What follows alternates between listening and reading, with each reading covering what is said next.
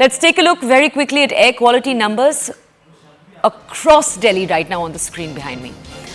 Okay, we're going to start you off with Noida and Greater Noida, 167, 193. This chart over here is a very good indicator. Just to tell you, if you look at this chart, 301 plus hazardous. So some charts track 301, 400 as severe and very severe and not hazardous. That's a word change. But it's important to point this out to you over here because these numbers are all falling in the unhealthy category.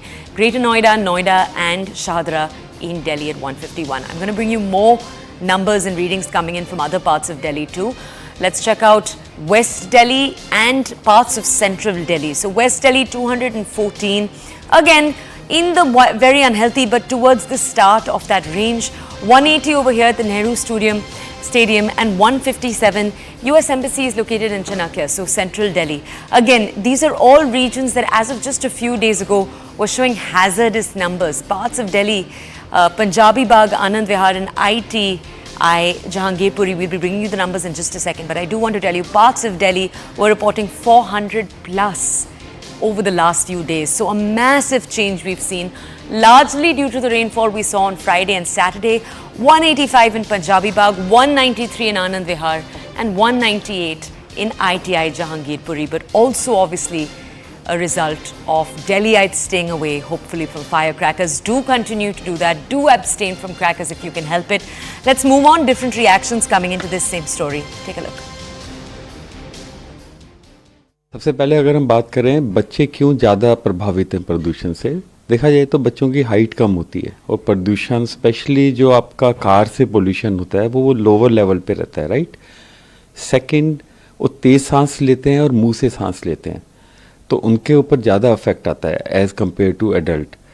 Presently अगर हम बात करें पिछले 15-20 दिन से almost 30% patients कि ज़्यादा सांस की प्रॉब्लम, जिन बच्चों में कभी अस्थमा एलर्जी नहीं थी, जैसे हम लोग मान के चलते हैं किसी पेशेंट में ऑलरेडी अस्थमा है, एलर्जीज़ हैं, वो ज़्यादा प्रभावित होंगे ही। बट नॉर्मल पॉपुलेशन जिनको कभी खांसी जुकाम नहीं हुई वो काफ़ी मात्रा में आ रहे हैं। मैं ये कहूँगा ऑलमोस्ट 20-30% नॉर्मल पॉपुलेशन में भी ये इफेक्ट आने लगा है।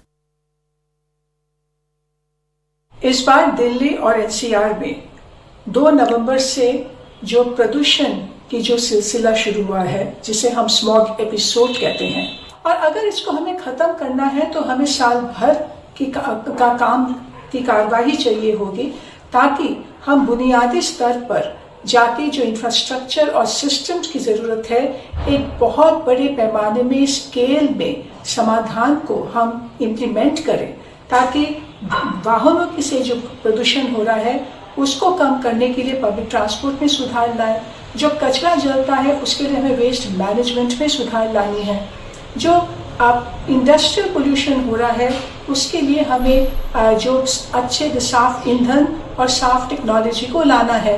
तो ये सारे तमाम समाधान को हमें बहुत तेजी से हमें इम्प्लीमेंट करना है। देखिए, पॉल्यूशन कम होना इस वजह से कम हुआ है क्योंकि बारिश आ गई है, तो it's a natural way of relief. But जो हमारा वजह चल रही है पॉल्यूशन की इस समय ज़्यादा होने की वो अभी भी है और ये टेम्परेरी मेजर है। जैसे टेम्परेरीली हमें रिस्पाइट मिली है, बट जैसे ही ये बारिश ख़त्म होगी, बारिश ख़त्म होगी, वापस से नॉर्मल वेदर सा हो जाएगा तो ये वापस पोल्यूशन आ जाएगा। बिकॉज जो कारण है इस वातावरण में इस टाइम के अंदर पोल्यूशन करने के वो तो वहीं के वहीं हैं, वो कम नहीं हुए हैं। पहली चीज़ तो मैं हर पेशेंट को ये बोलता हूँ, जो भी सांस का पेशेंट मेरा रूटीन में मुझे दिखा रहा है कि कभी अपनी रेगुलर दवाइयों को ना छोड़ें। जो लोग कोशिश भी करते हैं उनको भी मैं समझाता हूँ कि एटलीस्ट इस समय में तो आप रेगुलर अपनी दवा लेते रहें, क्योंकि दवाई का रेगुलर लेना बेसिक बीमारी को कंट्रोल करने के लिए बहुत ज़रूरी है, क्योंकि वो भड़कने का डर रहता है इससे।